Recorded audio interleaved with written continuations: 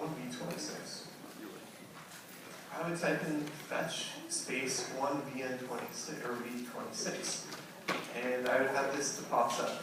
This is my protein and some water atoms surrounding it, or water molecules surrounding it, and I can rotate it, left and right, zooming in and out with the trackpad. No, it's not so easy. I can use 2 fingers and do that, but maybe what I prefer to do is actually select one button viewing mouse. Even if I have an Apple mouse, it might be only one button. So I just think that's easiest. One button viewing. Then if I hold down the control key and the button on the trackpad, and then bring the mouse towards me or away from me, then I'm zooming in and out. If I hold down the option key and do the same thing, you can see that I'm just transiting that. Right? And I can rotate it just the same way, just the button, no hotkeys. So that's cool. It's all sticks, or it's all lines right now, in fact. I'd rather show this in cartoon. S is for show. The selections if you're in the upper right-hand corner. All, okay, so that's everything. A stands for action, S stands for show, H stands for hide, L stands for label, C stands for color. Maybe I want to show things in cartoon, and we're already in lines. Show sticks, that's a thicker version of lines, right? Ribbon, I don't use too much. Cartoon, I've used quite a bit. So now we have both lines and cartoon shown. It looks to me like these are 2 different proteins, right? Maybe there's 2 different chains there. I'm going to color by chain. So all color by chain. Oh, there's another selection. Okay. So one's blue and one's green. I'm learning more and more about this thing. It looks like it's a dimer. Looks like these 2 proteins are sticking together, 2 copies of the same thing. So I'm going to zoom in and look at this a little bit carefully. Another thing that I might want to do, I don't love the pluses or the asterisks for the waters. I see there's a bunch of waters. I like them as spheres. I can show those. You don't have to do this, but you can. Show non-bonded spheres. That turns the waters into little spheres. And maybe the magnesiums or something there too. They'll turn them into spheres. So, if you see a command you like, you can just write it down. Another thing is there's a, I should just really fast go on to Blackboard, right? Let's go to Blackboard. Here's my Blackboard, biochemistry. And if I go to course documents, let's download this document. I think Drew posted a while back, maybe around lecture 5 or so. A brief introduction to pymol. Click here to download the file. Oh, there it is right there. So, but I still want to download it. Why not? Desktop.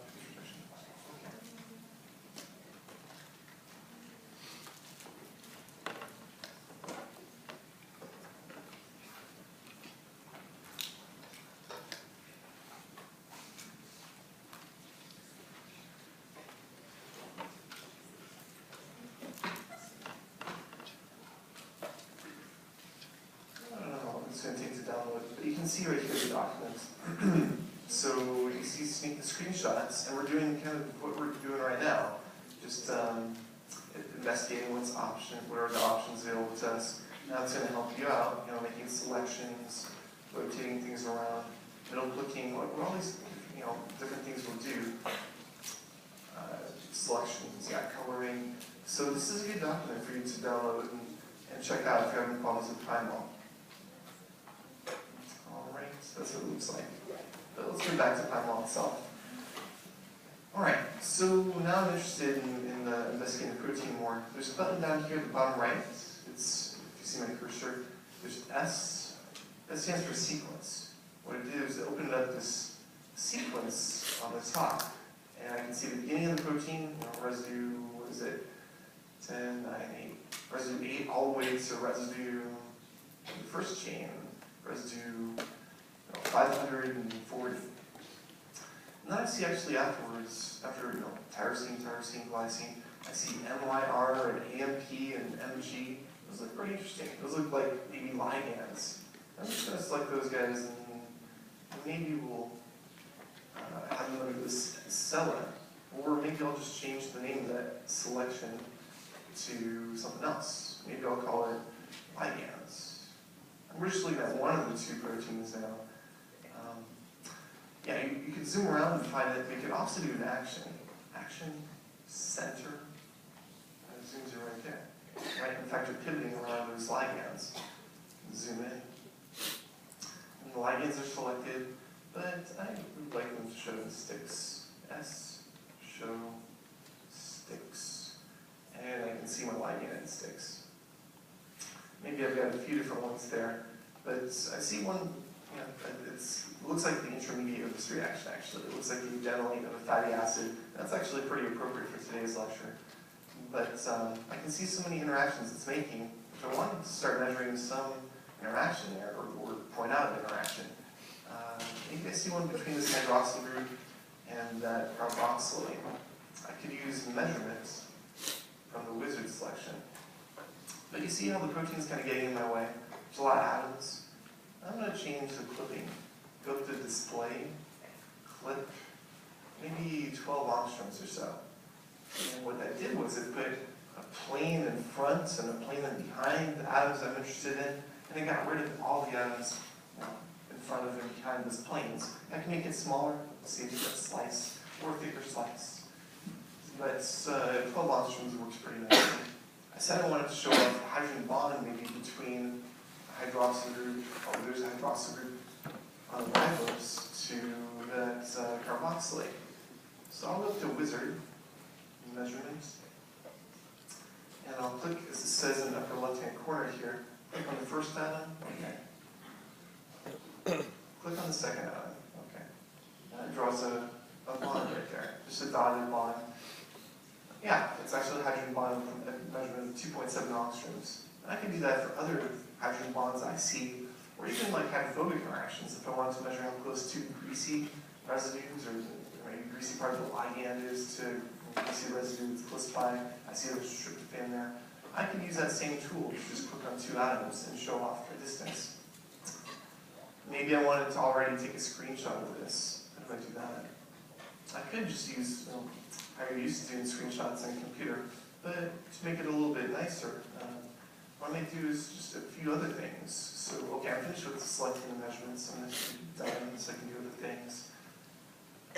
I might select a white background instead of a black background. I like white a little bit better. You can do whatever you want.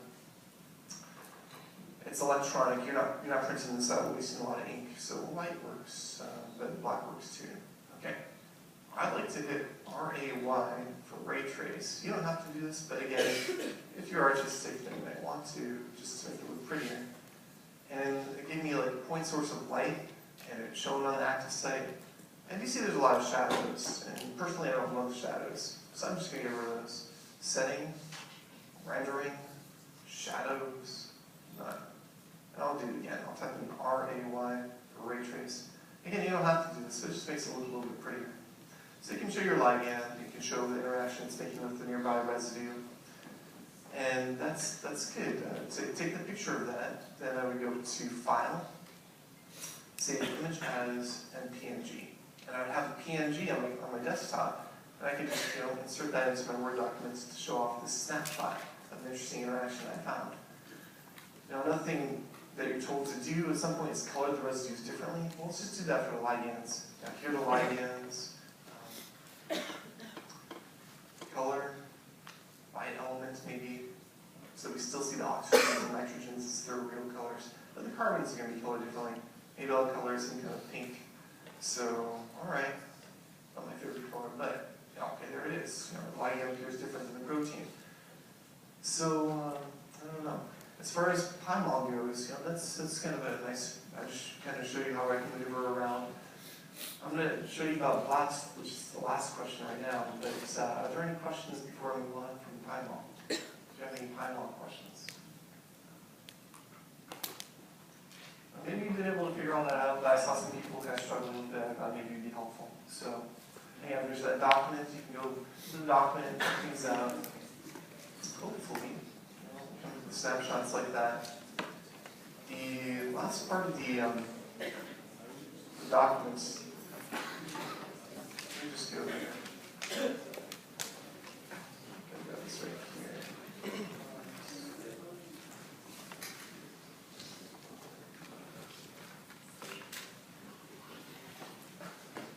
It's my to-do list.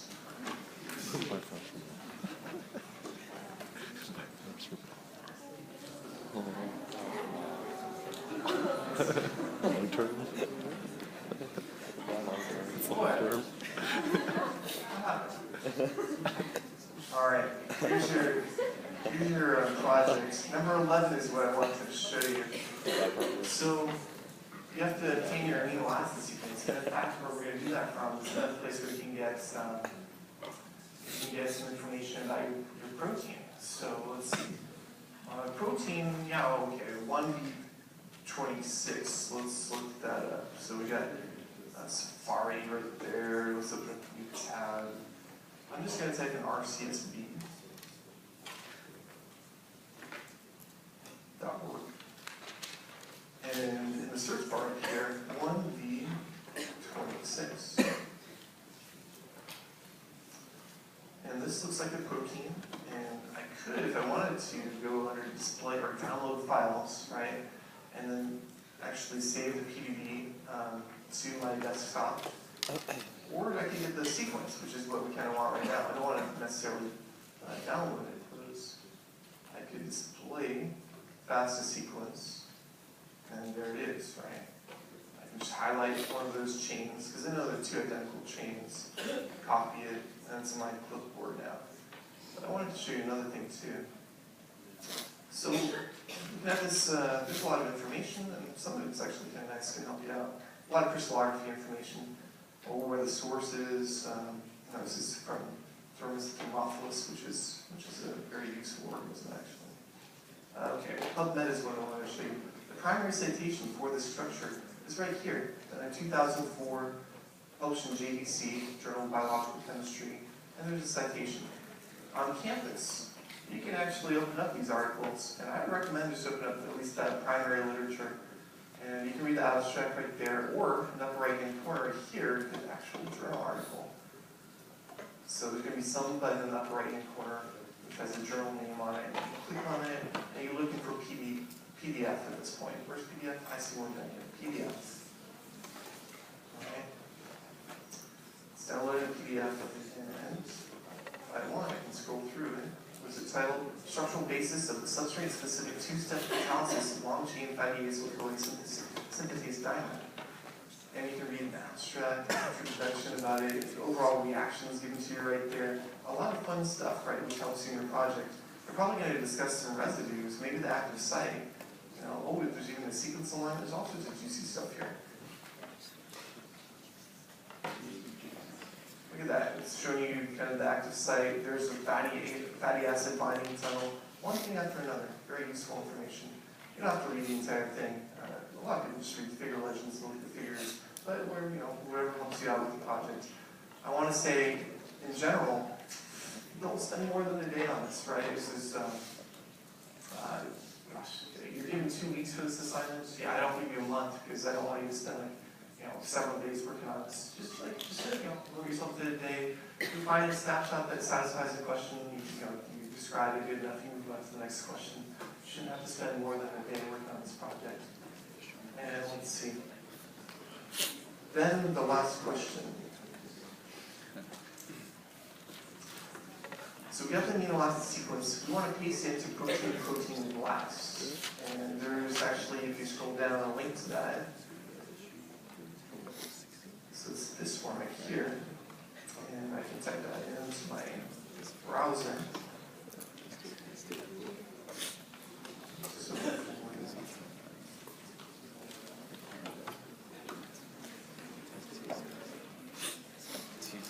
I don't know how to get to it from PubMed, so I'm just doing it that way.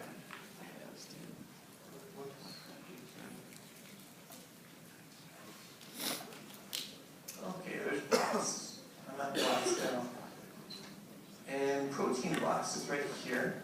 This is nice. You're going to be able to find out, gosh, there's millions of sequences in this database. You're going to find out which other sequences look like yours. Just paste it into that window, scroll down to the bottom like the instructions tell me to do. Blast.